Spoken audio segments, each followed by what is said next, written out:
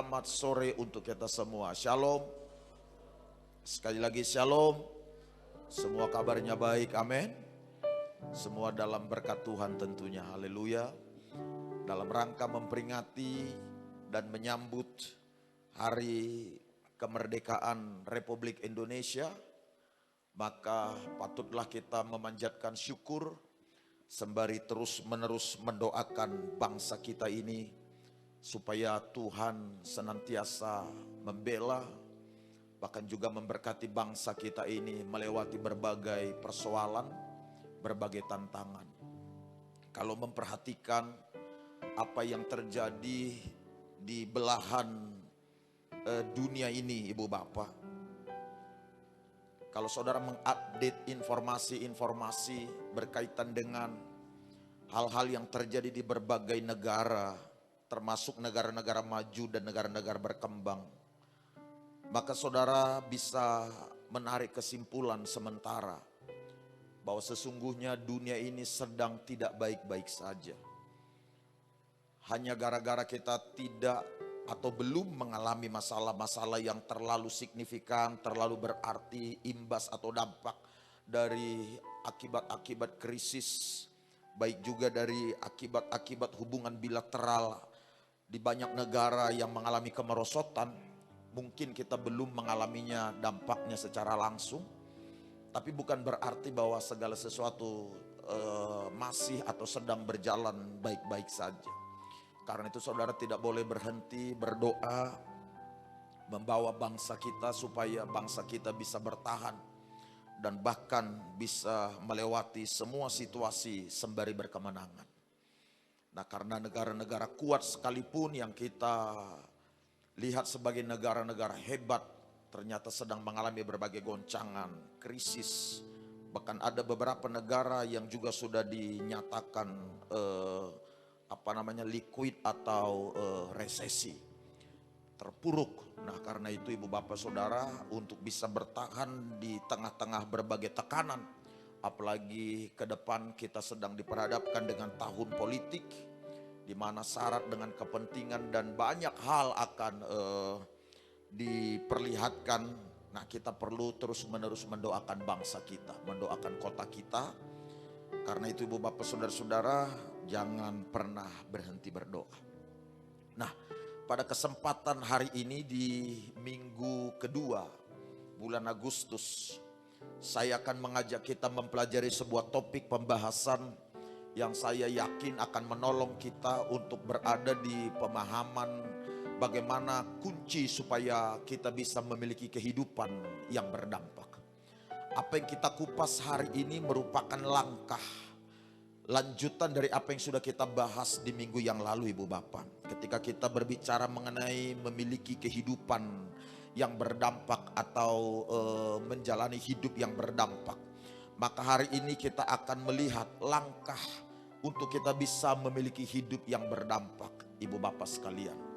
Adapun salah satu langkah supaya kita bisa memiliki hidup yang berdampak adalah kita harus mengurus diri kita sendiri.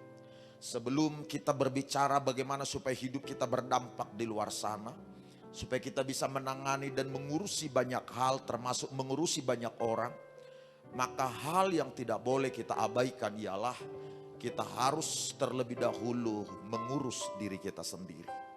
Ini adalah langkah untuk seseorang bisa memiliki kehidupan yang berdampak. Bagaimana hal itu bisa menjadi langkah untuk memiliki hidup yang berdampak? Kita membaca kitab Galatia pasal 1 ayat 15 sampai 24. Dalam hitungan ketiga kita membaca bersama-sama, Ibu Bapak. 1, 2, 3. Tetapi waktu Ia yang telah memilih aku sejak kandungan ibuku dan memanggil aku oleh kasih karunia-Nya, berkenan menyatakan anaknya di dalam aku, supaya aku memberitakan Dia di antara bangsa-bangsa bukan Yahudi, maka sesaat pun aku tidak meminta pertimbangan kepada manusia. 17. Juga aku tidak pergi ke Yerusalem mendapatkan mereka yang telah menjadi rasul sebelum aku, tetapi aku berangkat ke tanah Arab dan dari situ kembali lagi ke Damsyik. Lalu 3 tahun kemudian aku pergi ke Yerusalem untuk mengunjungi Kefas. Dan aku menumpang 15 hari di rumahnya, 19. Tetapi aku tidak melihat seorang pun dari rasul-rasul yang lain, kecuali Yakobus, saudara Tuhan Yesus. Di hadapan Allah kutegaskan, apa yang kutuliskan kepadamu ini benar. Aku tidak berdusta. Kemudian aku pergi ke daerah-daerah Syria dan Kilikia. Tetapi rupaku tetap tidak dikenal oleh jemaat Kristus di Yudea. Mereka hanya mendengar bahwa ia yang dahulu menganiaya mereka sekarang memberitakan iman yang pernah hendak dibinasakannya. Dan mereka memuliakan Allah karena aku. Kita katakan amin.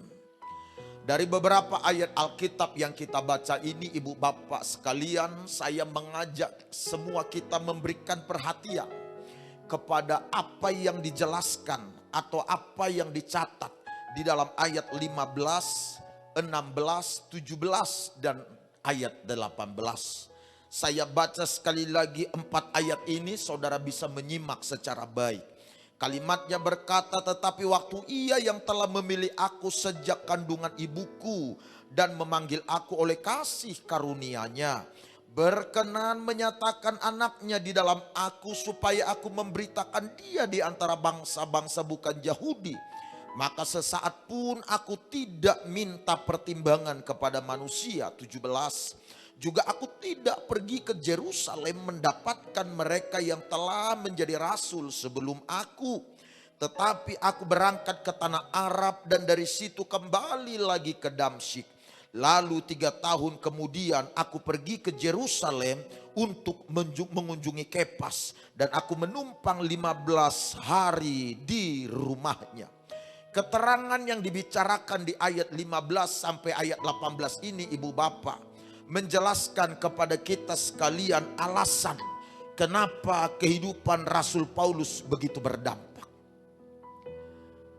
Narasi yang dikemukakan di ayat 15, ayat 16, ayat 17 serta ayat 18 ini sedang memberikan keterangan kepada kita, memberikan informasi kepada kita. Kenapa kehidupan Rasul Paulus begitu memiliki pengaruh, memiliki dampak serta pengaruh yang sangat luas, yang sangat banyak, yang sangat kuat. Bahkan kalau ibu bapak bisa memperhatikan kitab mulai dari Kisah Para Rasul pasalnya yang ke-13, Kisah Para Rasul pasal 14, pasal 15, pasal 16, 17 sampai dengan pasal 28. Pasal demi pasal kitab Kisah Para Rasul yang saya sebutkan tadi, semuanya itu mengkisahkan tentang bagaimana Roh Kudus memakai Rasul Paulus dengan dampak dan pengaruh yang sangat luar biasa di tengah-tengah pelayanan di dalam memberitakan kebenaran firman Allah. Pasal demi pasal kitab Kisah Para Rasul mulai dari pasal 13 sampai dengan pasal 28. Semuanya membicarakan hal ihwal, bagaimana Roh Kudus memakai Rasul Paulus, bahkan meluaskan pengaruh-pengaruh Injil, pengaruh pelayanan Paulus dari berbagai tempat, dari berbagai kota, bahkan dari berbagai sudut-sudut kota sekalipun. Di sana dijelaskan bagaimana kontribusi Rasul Paulus yang begitu luar biasa di dalam kemajuan pemberitaan Injil. Pasal demi pasal menceritakannya. Bahkan juga diceritakan dalam ayat Alkitab itu, di samping kontribusi Rasul Paulus di dalam memberitakan atau meluaskan pemberitaan Injil, ayat-ayat Alkitab Kisah Para Rasul juga menginformasikan kepada kita seperti apa kontribusi Rasul Paulus terhadap perkembangan gereja mula-mula atau gereja yang baru saja dirintis atau dibangun oleh para rasul-rasul yang ada. Rasul Paulus juga memiliki dampak serta pengaruh yang sangat besar di dalam meregenerasi atau melahirkan para pemimpin-pemimpin yang baru, sehingga hampir di setiap kota, hampir di setiap negara, hampir di setiap provinsi ada anak-anak rohani Rasul Paulus yang ditempatkan untuk melayani jemaat-jemaat yang sudah dirintis oleh Rasul Paulus, lalu mereka menindaklanjuti pelayanan yang telah dimulai oleh Rasul Paulus itu. Bukan hanya meregenerasi atau melahirkan para pemimpin-pemimpin baru, kontribusi Rasul Paulus juga begitu dirasakan oleh para pelaku-pelaku ahli tenung, ahli nujum, tukang-tukang sihir. Mereka bisa merasakan dampak pelayanan Rasul Paulus begitu hebat, sehingga membuat pelanggan-pelanggan mereka yang tadinya datang berobat kepada mereka, meminta petunjuk pada mereka, bahkan meminta nasihat kepada mereka, para ahli nujum, tukang sihir dan lain sebagainya. Tapi sekarang mulai meninggalkan mereka dan berbalik kepada jalan Allah akibat pelayanan pemberitaan Injil yang dilakukan oleh Rasul Paulus. Rasul Paulus memiliki dampak yang sangat kuat, pengaruh yang sangat luar biasa sepanjang hidupnya pasca pertobatannya. Bahkan kita semuanya mengakui dan menyetujui bahwa Rasul Paulus ini memiliki pengaruh jauh lebih besar daripada 12 rasul sebelum Paulus. Kita mengetahui ada sekian rasul-rasul yang telah dimuridkan, dibimbing oleh Kristus. Bahkan mereka juga diutus untuk melayani jemaat-jemaat Tuhan, para pengikut-pengikut Kristus lainnya. Di antaranya bisa kita sebutkan seperti Thomas, Petrus, Markus dan lain sebagainya. Tetapi kalau memperhatikan penjelasan kitab suci kita, ibu bapak, pengaruh-pengaruh yang ditimbulkan oleh para rasul-rasul sebelum Paulus jauh lebih kecil dibandingkan dengan pengaruh yang ditimbulkan oleh Rasul Paulus. Pengaruh pelayanan para rasul-rasul lainnya tidak sebesar atau tidak seluas pengaruh yang diakibatkan oleh kehidupan Paulus tak kala dia tampil di pelayanan. Maka kemudian kita mulai bertanya, ibu bapak, apa yang menjadi penyebab kenapa pengaruh kehidupan Rasul Paulus ini begitu luar biasa? Bagaimana kehidupan Rasul Paulus ini bisa begitu berdampak dengan hebat? Salah satu kuncinya sebagaimana yang dijelaskan dalam ayat Alkitab yang kita baca, yang menjadi penyebab kenapa Rasul Paulus memiliki kehidupan yang berpengaruh begitu kuat, berdampak begitu luas, begitu kuat. Alasannya adalah karena Rasul Paulus mengurus dirinya sendiri sebelum dia mengurus orang lain. Saya ulang sekali lagi, yang membuat Paulus ini memiliki nilai yang berpengaruh, memiliki kehidupan yang berdampak, karena Paulus mengurus dirinya sendiri sebelum dia mengurus orang lain. Dia membekali dirinya sendiri, dia memperlengkapi dirinya sendiri sebelum dia memperlengkapi orang lain, sebelum dia membekali orang lain. Itu sebabnya dalam keterangan ayat Alkitab yang kita baca tadi, ibu bapak, perhatikan apa yang dicatat di dalam ayat 17. Ayat 17 berkata, juga aku tidak pergi ke Yerusalem mendapatkan mereka yang telah menjadi rasul sebelum aku, tetapi aku berangkat ke tanah Arab dan dari situ kembali lagi ke Damsyik. Lalu 3 tahun kemudian aku pergi ke Yerusalem untuk mengunjungi Kepas. Ini adalah penjelasan Rasul Paulus tentang bagaimana dia mengurus dirinya sendiri setelah dia menerima panggilan dari Allah. Setelah dia bertobat, berbalik dari jalan-jalannya yang lama. Setelah dia ada di dalam lingkungan kekristenan atau sebagai pengikut Kristus. Maka yang dilakukan oleh Rasul Paulus setelah dia bertobat, setelah dia terima Kristus, dia tidak segera buru-buru bergabung dengan para rasul-rasul lainnya. Dia tidak segera berada bersama dengan mereka lalu bersaksi atau mengajar atau melayani kemana para rasul pergi. Yang dilakukan oleh Rasul Paulus adalah dia justru pergi ke tanah Arab. Dan dari tanah Arab dia beranjak lagi ke kota Damsyik. Ayat 18 memberitahukan dia menggunakan 3 tahun kurang lebih hanya untuk belajar. Belajar menggali kebenaran firman, belajar dibentuk, belajar dilatih, dididik dan lain sebagainya. Apa yang dilakukan oleh Rasul Paulus di tanah Arab, lalu dari situ dia pindah ke kota Damsyik, kecuali hanya belajar, menggali firman, mempelajari dan meluruskan paham-paham yang dia pahami selama ini. Pengertian-pengertian yang keliru tentang Kristus yang dia percayai selama ini, itulah yang terus-menerus dipelajarinya. Dia mulai menangani karakter-karakternya, dia mulai membekali dirinya dengan bagaimana cara berkomunikasi kepada mereka yang akan dilayani, bagaimana mengkomunikasikan Injil secara efektif, bagaimana melayani orang-orang, bagaimana menjadi pribadi yang bisa diterima oleh banyak orang, bagaimana memiliki kecerdasan, bagaimana memiliki keterampilan yang mumpuni sehingga pelayanannya bernilai, pelayanannya berhasil, pelayanannya memberi dampak, memberi kontribusi, memberi nilai tambah. Itulah yang terus-menerus dilakukan oleh Rasul Paulus. Dia peduli dengan dirinya sendiri. Dia tahu panggilan itu mahal. Dia tahu panggilan itu berarti. Dia tahu panggilan itu tidak sembarangan. Karena itu supaya dia bisa menjadi berkat di tengah-tengah panggilan, dia menangani dirinya sendiri. Dia membekali dirinya sendiri. Dia mempersiapkan yang terbaik sebelum dia tampil di pelayanan. Hasilnya, ibu bapak saudara terkasih, apa yang terjadi setelah Rasul Paulus konsentrasi menangani dirinya, menangani kepribadiannya, membekali dan memperlengkapi dirinya sebelum dia mengurus orang lain, sebelum dia melayani orang lain, sebelum dia tampil di permukaan, sebelum dia bicara banyak kepada orang tentang hal ikhwal dalam perjalanan kekristenan atau dalam hal yang dia imani. Sebelum semua itu dilakukan, dia benahi, dia perlengkapi, dia tangani dirinya. Hasilnya ibu bapak, perhatikan apa yang dikemukakan oleh ayat 23. Mereka hanya mendengar bahwa ia yang dahulu menganiaya mereka sekarang memberitakan iman yang pernah hendak dibinasakannya, dan mereka memuliakan Allah karena aku. Semua orang sebelum pertobatan Paulus sudah tahu bahwa ada orang yang bernama Saulus yang menganiaya gereja, menganiaya jemaat, membunuh orang-orang percaya.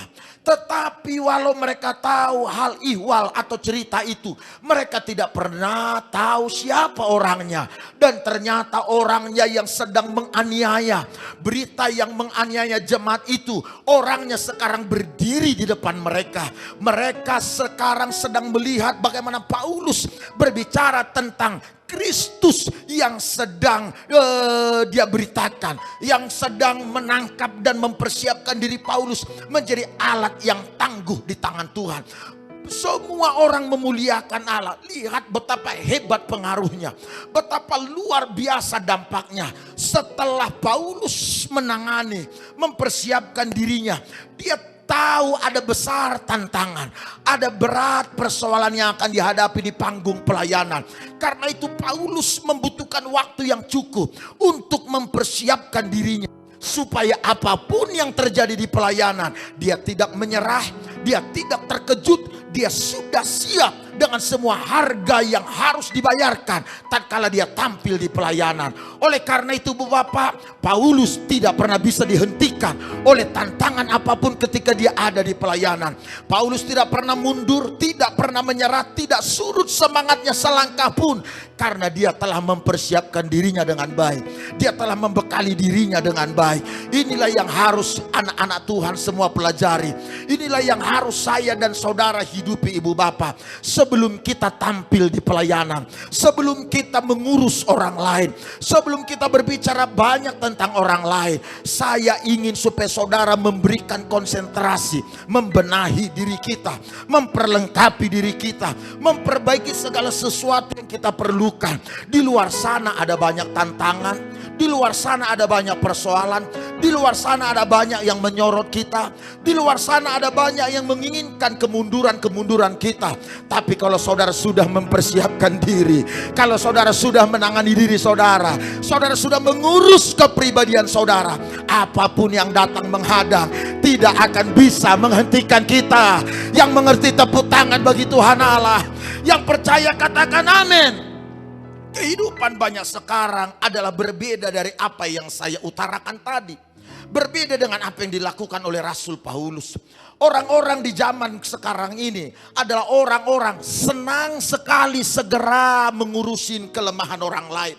Segera mengurusi kekurangan orang lain. Orang-orang yang ada di sekitar kita adalah orang-orang yang senang membicarakan kelemahan-kelemahan orang lain. Mereka senang membesar-besarkan persoalan, permasalahan, bahkan juga kesulitan-kesulitan orang lain. Mereka selalu melihat kepada keterbatasan, kepada kelemahan, ketidakmampuan, pelanggaran-pelanggaran seseorang. Nyaris mereka tidak pernah punya waktu untuk mengenali apa kekurangan mereka. Mereka tidak pernah punya waktu untuk mengenali dan melihat apa masalah mereka, apa pelanggaran, apa kesulitan mereka, apa-apa yang sedang dihadapi oleh mereka. Oleh karena itu ibu bapak, sulit sekali orang-orang bisa memberi nilai, memberi pengaruh di luar sana ibu bapak. Karena kita selalu fokus kepada kelemahan orang lain, kekurangan orang lain, pelanggaran orang lain, kesalahan orang lain. Sampai-sampai kita tidak pernah mencatat kesalahan kita tidak pernah mencatat kekurangan kita tidak pernah mau tahu pelanggaran-pelanggaran kita. Tetapi kalau saudara mau menjadi orang yang berdampak, kalau saudara mau menjadi orang yang punya nilai, saudara mau menjadi orang yang berarti, saudara mau menjadi orang yang punya pengaruh, sebelum kita bicarakan orang lain, mari kita tangani diri kita, mari kita urus diri kita, kita benahi diri kita, sehingga kita berwibawa, kita bernilai, kita punya pengaruh. Yang mengerti sekali lagi, berikan tepuk tangan bagi Tuhan Allah. Yang mengerti katakan amin. Haleluya. Ibu bapak saudara terkasih dalam Kristus, saya belajar dari Alkitab. Strategi terbaik untuk hidup kita bisa berdampak adalah dengan mengurus diri sendiri. Saya ulang sekali lagi. Dari apa yang saya pelajari di kitab suci, strategi terbaik untuk membuat hidup kita bernilai, hidup kita berarti, hidup kita bermanfaat, berdampak bagi banyak orang, berarti bagi mereka yang ada di sekitar kita. Strategi terbaiknya adalah dengan mengurus diri kita sendiri. Tahukah ibu bapak, kitab Kejadian pasal 1 ayat 26 menjelaskan kepada kita bahwa kita diciptakan serupa dan segambar dengan Tuhan Allah. Keterangan-keterangan Alkitab memberitahukan bahwa keberadaan kita di muka bumi ini bukan karena kebetulan. Kejadian kita terlahir, di mana kita tinggal, di mana kita berada, warga negara mana, itu tidak kebetulan. Bukan sebuah kecelakaan ibu bapak. Tetapi semuanya karena ketetapan Tuhan Allah. Direncanakan oleh Tuhan Allah. Karenanya kitab Kejadian pasal 1 ayat 26 itu memberitahukan bahwa kita diciptakan serupa dan segambar dengan Tuhan Allah. Artinya Allah tidak akan mengizinkan kita terlahir kalau tidak ada maksud serta tujuan yang sudah Dia isi, Dia rencanakan di dalam diri kita. Tidak peduli seperti apa proses lahirnya seseorang. Tidak peduli seperti apa proses keberadaan seseorang di muka bumi ini. Siapapun kita, kepada kita telah ditaruh ketetapan, rencana, tujuan sehingga kita terlahir ke muka bumi ini. Bahkan apa yang diutarakan oleh kitab Kejadian pasal 1 ayat 26 yang menjelaskan bahwa kita ini diciptakan serupa dan segambar dengan Allah. Dan tidak ada yang kebetulan yang terlahir di muka bumi ini. Rasul Paulus di perjanjian baru, jauh sesudah penulisan perjanjian lama, menjelaskan atau menguatkan kembali apa yang dibicarakan oleh kitab Kejadian tentang penciptaan manusia. Makanya di dalam kitab Roma pasal 11 ayat 36. Coba buka Alkitab kita ibu bapak saudara-saudara. Sekali lagi Roma 11 ayat 36. Yuk kita lihat sama-sama apa kata Alkitab. Roma 11 ayat 36. Kalau ketemu kita baca bersama-sama. Kalimatnya ada muncul di depan. 2, 3 iya. Sebab segala sesuatu adalah dari Dia dan oleh Dia dan kepada Dia. Bagi Dialah kemuliaan sampai selama-lamanya. Nah, kalimat ini kembali menguatkan, menjelaskan apa yang sudah dibicarakan oleh kitab Kejadian di pasal 1 itu. Yakni bahwa keberadaan kita di muka bumi ini bukan karena kebetulan. Keterlahirannya kita di muka bumi ini bukan karena kecelakaan. Semuanya by design Allah. Semuanya dirancang, direncanakan oleh Allah. Bahkan kitab suci yang kita baca ini tadi Roma pasal 11 ayat 36 menguatkan dan menanamkan kembali kepada kita sebuah pengertian yang kuat bahwa kehidupan kita ini berasal dari Dia.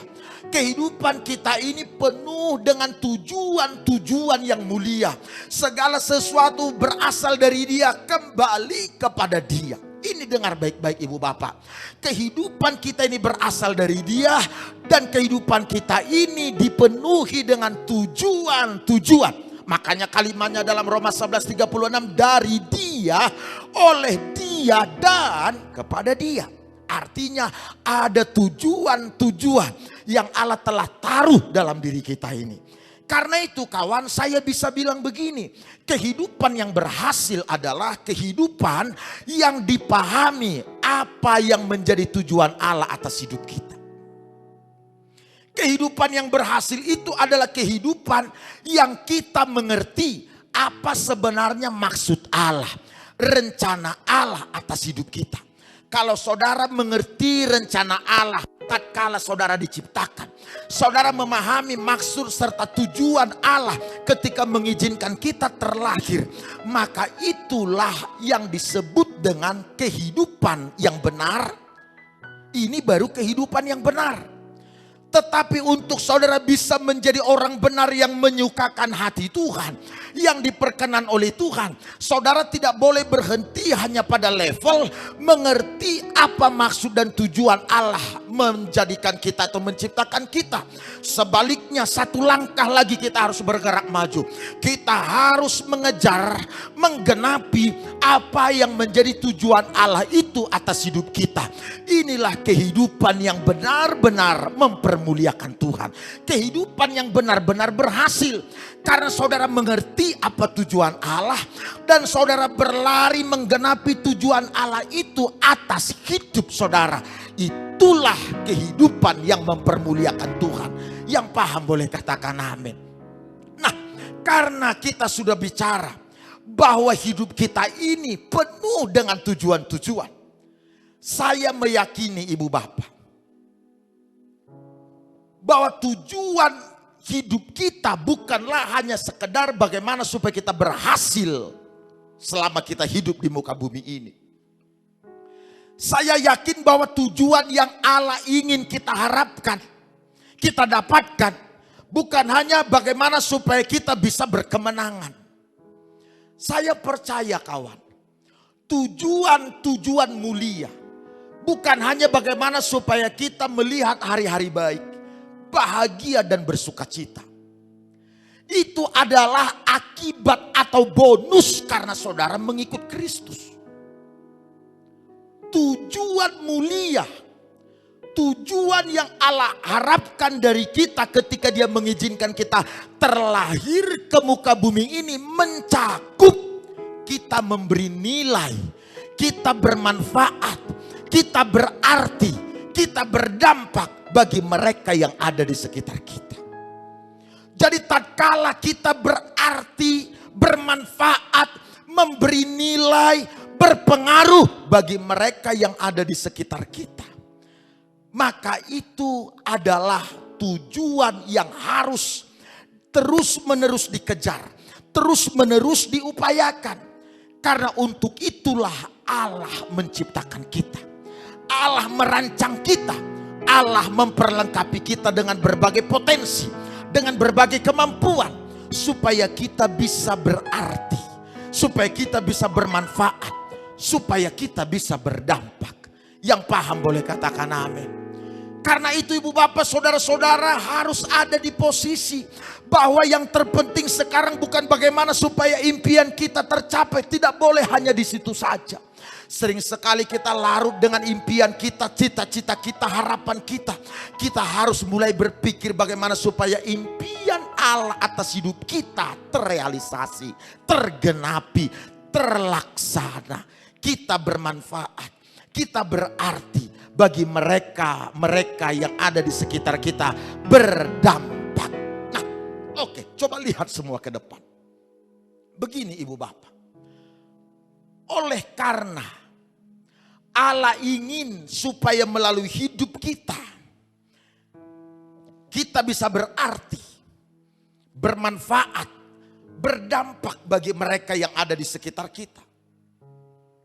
Maka dari itu perlu menjaga, perlu menyadari, perlu memastikan apa yang kita katakan tentang diri kita. Oleh karena tujuan Allah atas hidup kita, yang dimana kita diciptakan serupa dan segambar dengan Allah ini, untuk tujuan supaya kita berarti, bermanfaat, memberi nilai, maka perlu bagi kita memastikan, menyadari apa-apa yang beredar di alam pikiran kita. Suara-suara seperti apa yang berseliweran di alam pikiran kita tentang hidup kita ini. Perlu menyadari, perlu memastikan, perlu mengerti apa yang kita lakukan terhadap diri kita. Dengar baik sobat. Allah menginginkan supaya dengan adanya kita di muka bumi ini kita memberi nilai, memberi arti, memberi manfaat. Hidup kita ini menjadi penting bagi orang lain. Tetapi bagaimana hidup kita bernilai, berarti, bermanfaat bagi banyak orang kalau kita tidak menjaga apa yang kita katakan tentang diri kita sendiri. Bagaimana hidup kita bisa menjadi baik, memberi nilai bagi orang lain, apabila kita tidak memastikan bahwa suara-suara yang beredar di pikiran kita adalah suara-suara yang mendatangkan kebaikan bagi diri kita. Bagaimana hidup kita bisa bernilai, berarti dan bermanfaat ibu bapak bagi mereka yang ada di sekitar kita, kalau kita tidak melakukan sesuatu yang baik yang berarti pula pada diri kita ini. Artinya kalau kita tidak mengurus diri kita secara baik, itu maksud saya. Mungkin masih sering kita bicara tentang diri kita sendiri bahwa kita ini kan orang tidak punya apa-apa. Kita ini orang berdosa. Kita ini orang gagal. Kita ini tidak punya keterampilan yang memungkinkan kita bisa bahagia, berhasil, sukses, berkemenangan. Kata-kata buruk, kata-kata negatif, bahkan kita ucapkan sendiri kepada diri kita. Saudara bisa membayangkan ketika kita sendiri berkata-kata tentang diri kita, kata-kata yang kita ucapkan adalah kata-kata yang buruk, kata-kata yang negatif, kata-kata yang membunuh potensi kita. Saudara bisa membayangkan seperti apa jadinya kehidupan apabila yang saudara biarkan berseliweran atau beredar di alam pikiran kita tentang kita adalah kata-kata yang membuat semangat kita menguap. Udahlah, dilakukan pun nanti gak ada artinya itu. Gak bakal bisa berhasil itu. Kita gak bakal bisa sukses seperti yang lain. Kita tidak punya pendukung. Kita tidak punya bakat, talenta seperti dia. Kita tidak secerdas dia. Kalau kita masih mengisi alam pikiran kita dengan suara-suara yang seperti ini, bagaimana hidup kita bisa bermanfaat, bisa bernilai dan bisa berarti kepada orang-orang di sekitar kita? Oke.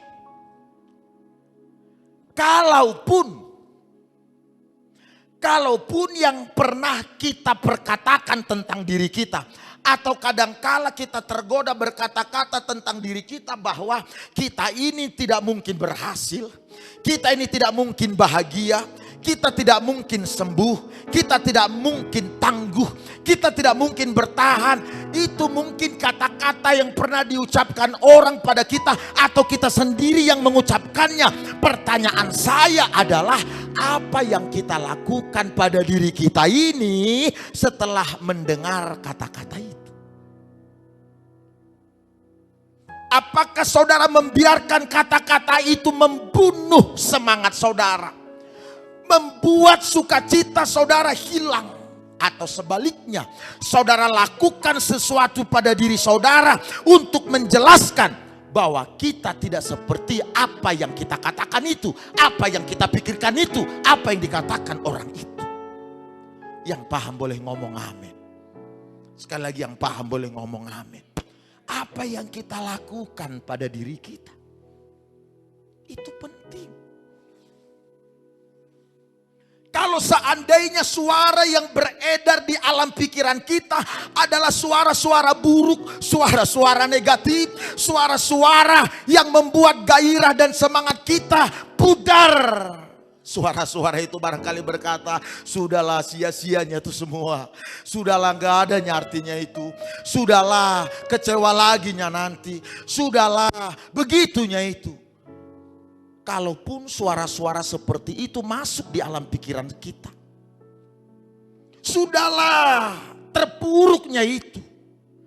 Kalaupun suara-suara itu yang masuk di alam pikiran kita, pertanyaan saya adalah, apa yang saudara lakukan dalam kehidupan kita, pada diri kita setelah suara-suara itu masuk di alam pikiran kita? Itulah yang saya sebut dengan mengurus diri sendiri. Yang paham katakan amin. Kalaupun orang lain berkata kita tidak mungkin bisa bahagia, kita tidak mungkin bisa bangkit. Orang lain barangkali berkata, atau kita barangkali berkata, atau keadaan barangkali berkata bahwa kita tidak mungkin bisa berhasil, semua akan kandas.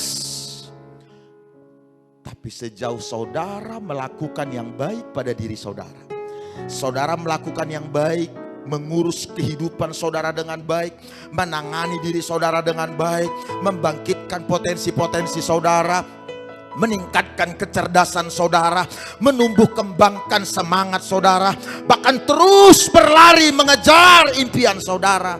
Kebaikan-kebaikan yang saudara perkatakan, kebaikan-kebaikan yang masuk di alam sadar saudara, di alam pikiran saudara, kebaikan-kebaikan yang kita kerjakan pada diri kita sendiri akan menjadikan kehidupan kita menjadi baik adanya. Tepuk tangan bagi Tuhan Allah. Akan menjadikan hidup kita baik adanya. Semua baik, semua baik. Apa yang telah kau perbuat di dalam hidupku. Coba lihat. Semua baik, sungguh teramat baik. Kau jadikan hidupku berarti. di dalam diri kita semua potensi untuk menjadi berarti ada di sana. Semua potensi untuk menjadi baik ada di sana. Makanya urus diri kita dengan baik. Maka semua akan menjadi baik. Walau ada hal-hal baik, ada potensi ampuh, ada potensi hebat di sana, bakat talenta luar biasa di sana. Tapi kalau saudara membunuhnya, tidak menariknya ke permukaan, hal baik itu akan tetap terkubur seperti permata di dalam tanah. Perlu menyadari dan mengerti cara-cara kita berpikir tentang diri kita akan memberi pengaruh kepada nilai diri kita. Perlu mengerti apa yang kita lakukan pada diri kita sendiri berkontribusi besar kepada kebaikan-kebaikan kita di masa depan. Tetapi sebaliknya, apabila kita tidak melakukan yang baik pada diri kita, kita tidak menangani diri kita dengan baik, potensi kita dengan baik, kemampuan kita dengan baik, kita tidak membenahi, tidak memperlengkapi, kita hanya selalu membicarakan keberhasilan orang lain, kita selalu tertarik menceritakan kelebihan orang lain, kemenangan orang lain, bahkan kita juga tidak bisa melihat apa yang menjadi nilai baik dari diri kita. Maka tidak heran kita hanya akan ada dalam hidup rata-rata dan biasa-biasa saja. Saatnya saudara harus mulai membicarakan apa yang baik dalam diri saudara. Saatnya saudara bisa menemukan apa keunggulan saudara. Potensi hebat apa yang terdapat di sana, yang telah Allah taruh dalam diri saudara. Hal luar biasa apa yang berarti yang sudah ada dalam diri saudara. Sehingga kita tidak lagi hanya sekedar menceritakan keberhasilan orang lain. Saudara tidak hanya lagi sekedar berbicara tentang kehebatan orang lain. Akan tiba waktunya orang lain akan menceritakan potensi hebat saudara. Orang lain akan menceritakan hal luar biasa yang ada pada kita. Tepuk tangan bagi Tuhan Allah. Saatnya saudara yang mengambil alih kehidupan ini.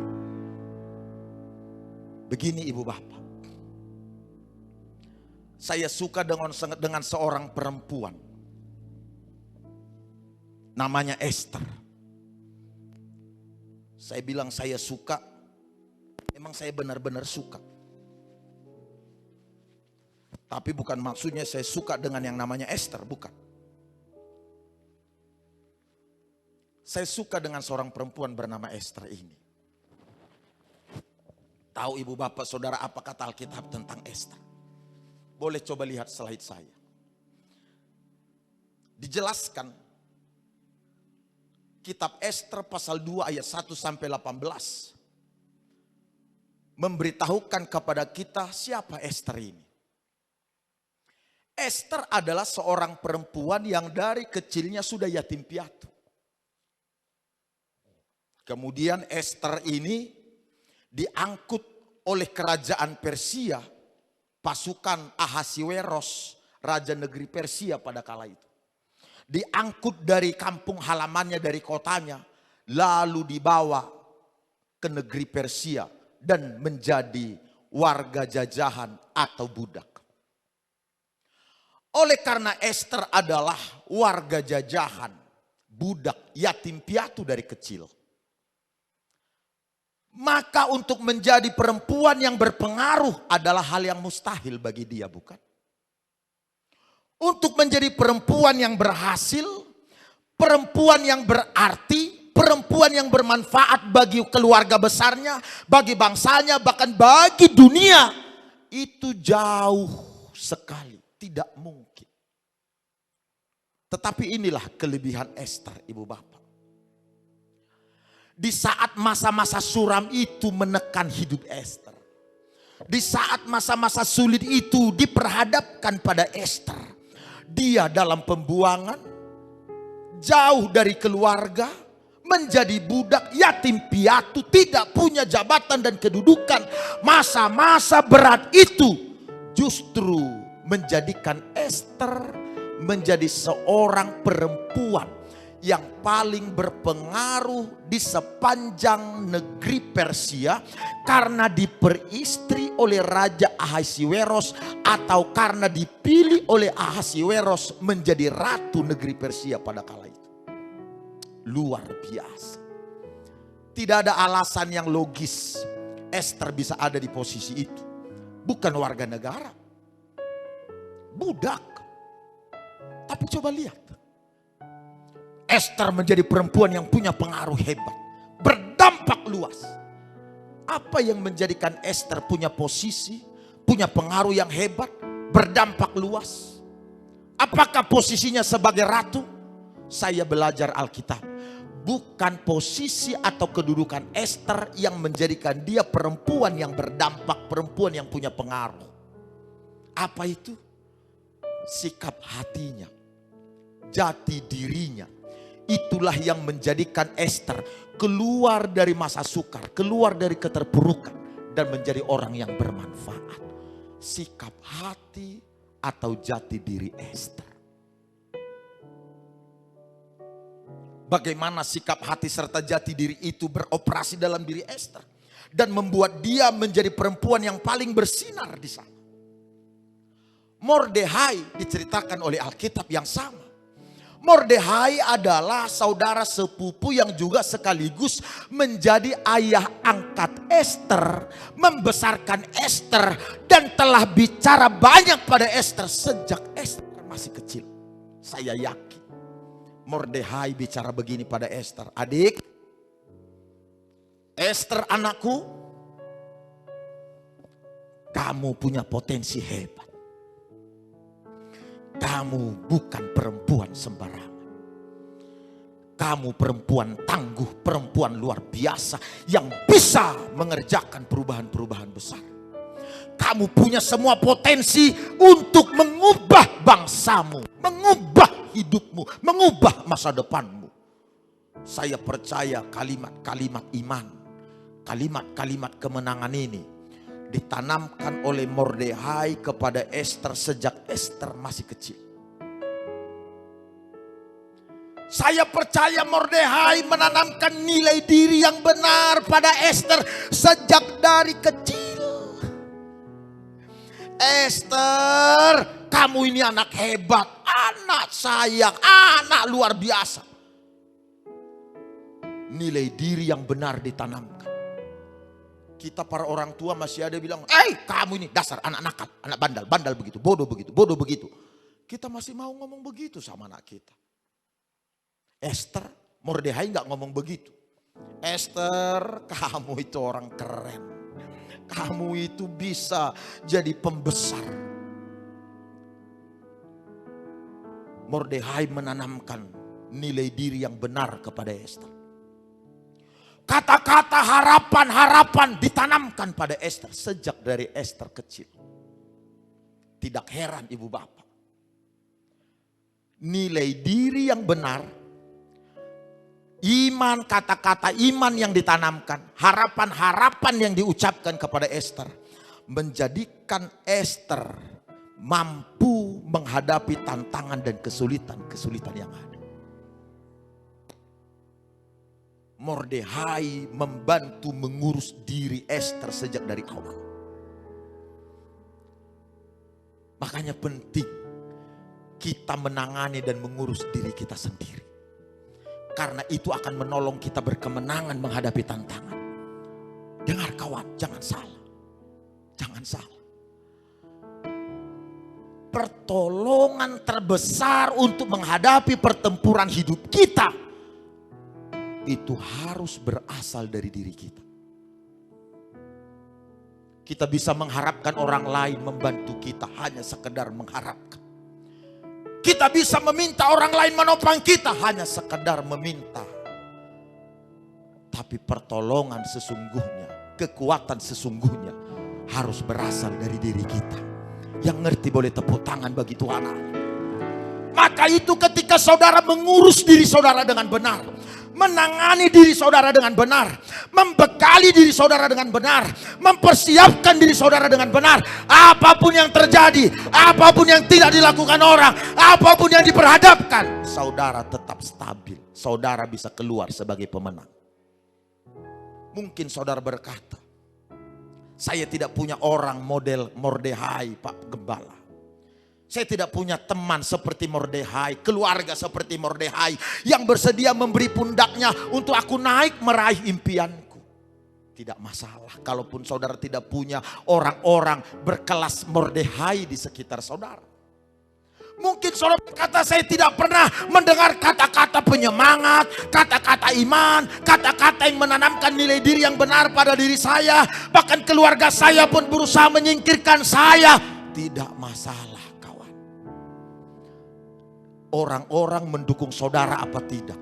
Orang-orang memberi support saudara apa tidak? Orang-orang membangun semangat saudara apa tidak?